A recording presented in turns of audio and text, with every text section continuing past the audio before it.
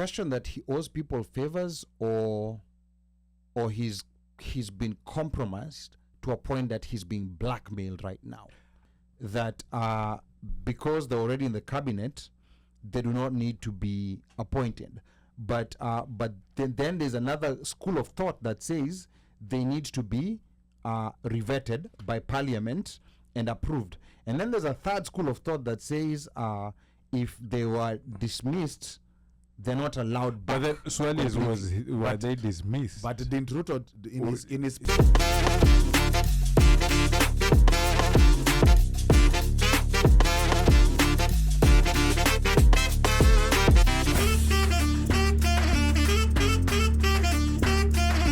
Ruto announced, like a partial cabinet, and among the names that came back from the previous cabinet was Interior, National Administration Cabinet Secretary Professor Kithure Kindiki.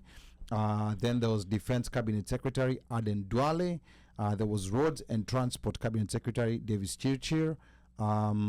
This was a docket that was with Murkomen, but now kind of like going to Davis Chirchir. And then there's Environmental, Climate Change and Forestry to Rosalinda Soipan Tuya. And then Lands, Housing and Urban Development, Alice Wahome. And then there were other new cabinet secretaries that were also, let me say, nominated because they still have to be approved by Parliament. And unfortunately, it's a rubber stamp Parliament. So okay, let me stop you there, Alice. Yes, so the ones sure. who are former, because don't they have to go through nomination again? So they've just been nominated. No, the ones who They have to go through vetting. Sorry. vetting. the ones who are nominated will go straight back. So it's not clear. So let me say that there's two different opinions. Honorable Kaluma was saying that because they're already in the cabinet, they do not need to be appointed.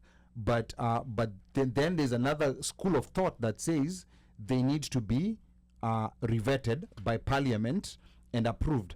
And then there's a third school of thought that says if they were dismissed, they're not allowed back. But the swell is, were they dismissed? But didn't Ruto in his press conference he did say that he said he's gonna forward the names to Parliament for vetting. So in they his did, speech. so they didn't resign. They didn't resign, And they were not fired. Yeah. No, So but cabinet was dissolved. didn't he have Cabinet was dissolved. You can Yeah. dissolve cabinet and then reshuffle it the way Mo used to do. But he gazetted. No, but he gazetted reshuffling is not gazetted? dissolved. Yes. He gazetted the firing. He gazetted their firing. So that's where we have to wait for next week to see what's going to happen. We know that this government is not keen on They don't follow following rules. They don't follow the Yeah. constitution. They don't follow the constitution. They strike first and then they try to figure out later. Then No. they say my bad. The constitution is there for you. Yeah, When not you for challenge them. but Correct. not for them. Yes, correct. They're above the law. Yes. Don't do as I do. Do as I say. Yeah. So there was also some new names that came in. There was Water, Sanitation and Irrigation Cabinet Secretary Eric Mureithi Muga. And then there was Agriculture and Livestock Development, Dr. Andrew Muhia Karanja. Then there was Education, Julius Migos Ogamba. And then there was Information, Communications and the Digital Economy, Dr. Margaret Nyambura Ndongo. And then there was Cabinet Secretary Health, Dr. Deborah Mlongo Baraza. And then the Attorney General, Rebecca Miano. Why does that name sound familiar? Yeah, so... I think the Miano name. Yeah. No, but I think there's some... Okay, anyway. Yeah.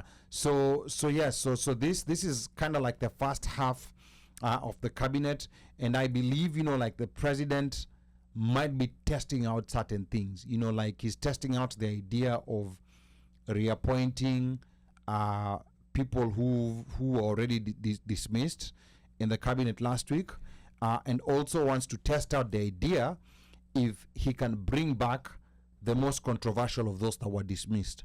Kipchumba Murkomen, Moses Kuria, and I'm forgetting who else I had on mind. So I think he might be retesting that idea. Murkomen is gonna come back, or is gonna be shuffled to somewhere.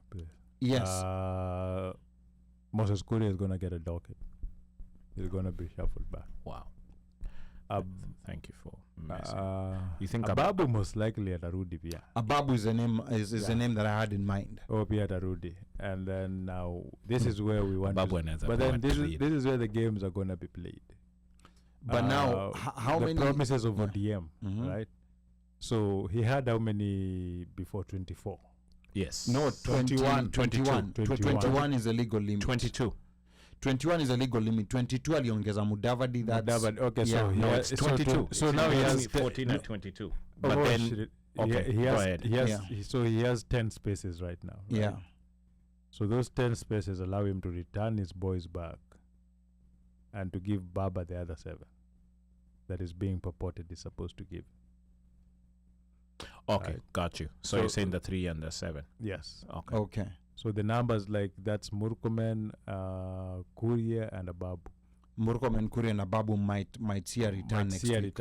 And then he will give Baba his 7. But then now the thing is, where most of the games is supposed to be played is going to be in the PSS, because that is where he said he's going to do another reshuffle.